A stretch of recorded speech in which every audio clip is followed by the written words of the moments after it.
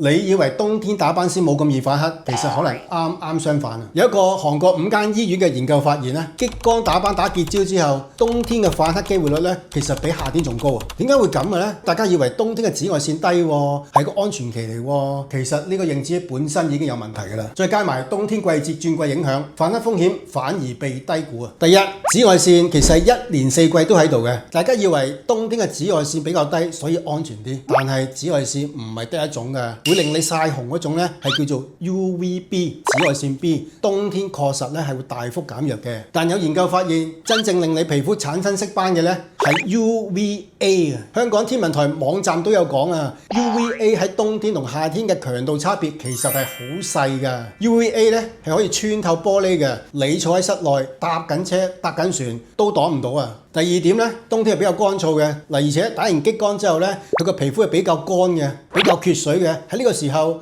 如果當天氣仲係比較乾，水分流失比較快，保濕又唔夠嘅話，皮膚會變得好唔穩定嘅，容易出現發炎啦或者敏感。而反黑最主要嘅原因咧，就係發炎之後產生色素沉澱，出現反黑咯。冬天唔一定係皮膚最穩定嘅時候，反而可能係最容易出現問題嘅時候啊。UVA 其實全年都存在嘅，唔係淨係夏天先有嘅。但好多人以為冬天咧紫外線弱啲，如果呢個時候又冇做足防曬，又冇做足保濕，打完斑咧係比較容易反黑嘅。打斑應該幾時開始做？主要唔係季節性嘅問題，係你準備好未？要做足防曬同保濕，唔係打激光後先做嘅。打激光前同打激光後，成個期間都要做足嘅。想知點樣揀防曬霜？點樣做到真正嘅有效保濕？留言打斑送你一份防曬同保濕攻略。